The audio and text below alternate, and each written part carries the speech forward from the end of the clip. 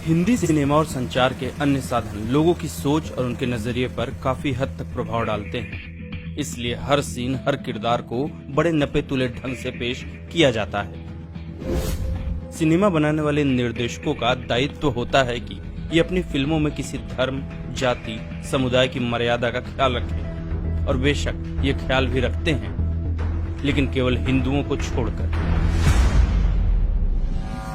ये अपनी फिल्मों में हर धर्म की प्रतिष्ठा का पूरा ध्यान रखते हैं, लेकिन जब बात हिंदुओं की आती है तो ये अपनी सारी जिम्मेदारियों की तिलांजलि दे देते हैं। ये हमेशा हिंदू धर्म को ही कटघरे में खड़ा करते हैं, चाहे वो प्रत्यक्ष हो या अप्रत्यक्ष। इनके द्वारा हिंदू धर्म को पेश करने का तरीका कभी हास्य, तो कभी भय, तो कभी एक असंतुलित समुदाय की तरह पेश किया जाता है। लेकिन ऐसा क्यों है? क्या ये सब बस किरदार तक सीमित है या इसके पीछे कुछ और भी?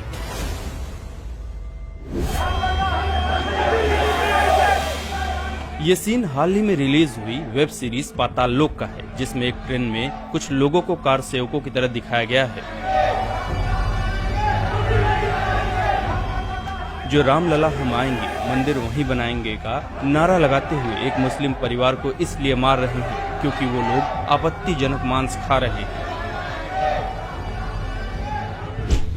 सबसे पहली बात, ऐसी एक भी खबर नहीं है कि राम मंदिर आंदोलन के दौरान बीफ को लेकर कोई घटना हुई हो।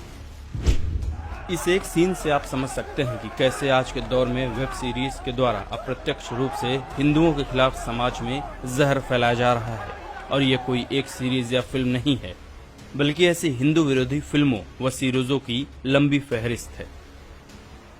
पाताल लोक में ही एक और सीन है, जब इंस्पेक्टर चौधरी भागते भागते एक मेले में चल रहे भक्त प्रहलाद वाले नाटक में पहुंच जाते हैं।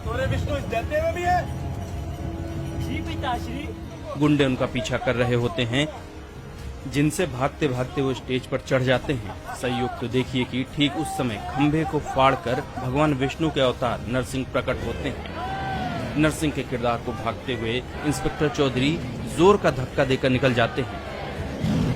नरसिंह सीधा हिरण्यकश्यप के ऊपर गिरते हैं। सोचिए, अगर ऐसा किसी और धर्म या मजहब के ईश्वर के साथ किया गया होता तो क्या होता? क्या ये सीरीज रिलीज हो पाती? साथ ही सीरीज में एक सीन है जहां एक ब्राह्मण जनेऊ चढ़ाकर एक पराई स्त्री के साथ संबंध बना रहा है। अगली बारी आती है नेटफ्लिक्स की सीरीज सेक्रेड गेम्स की। इस फिल्म में हिंदू आतंकवाद को स्थापित करने की कोशिश की गई है। इस सीरीज में दिखाया गया है कि कैसे एक हिंदू धर्मगुरु पाखंड करके दुनिया खत्म करने की साजिश रच रहा है।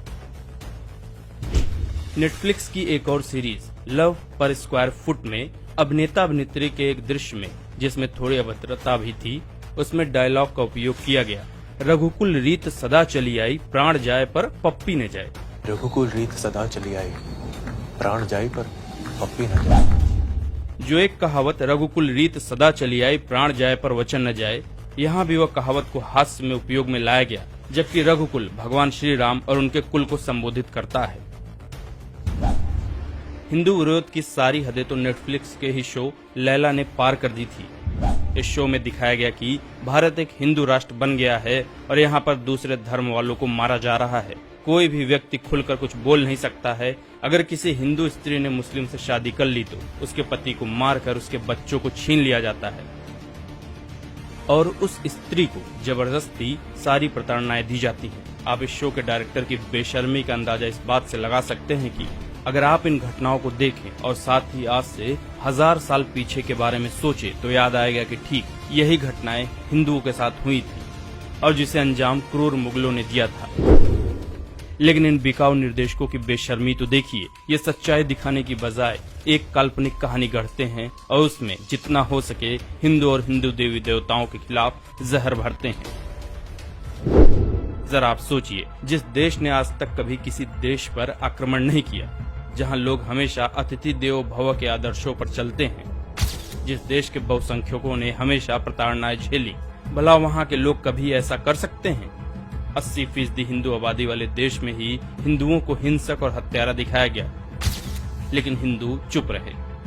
आप सोचिए, अगर हिंदुओं के अलावा किसी और के बारे में ऐसा दिखाया गया होता तो परिणाम क्या होता?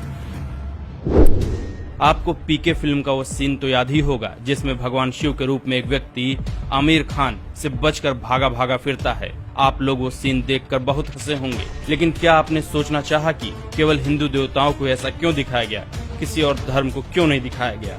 धर्मनिरपेक्ष देश में धर्मनिरपेक्षता का सारा ठेका केवल हिंदुओं ने ही क्यों उठा रखा है?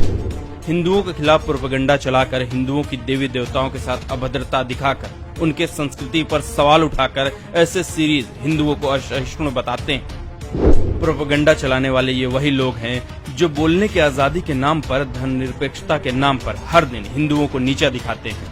क्या इनमें किसी और के बारे में इतनी अभद्रता दिखाने की हिम्मत है?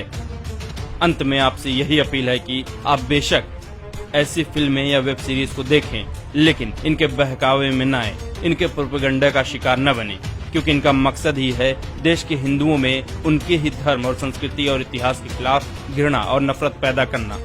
और इस बात से कोई और अनजान नहीं है कि अब हमारा धर्म और हमारी संस्कृति ही हमारे जीवन का आधार है, हमारी शक्ति है, हमारी पहचान है। जिस दिन हमें इससे अलग कर दिया गया, उस दिन न हमारे पास कोई शक्ति होगी, न कोई पहचान।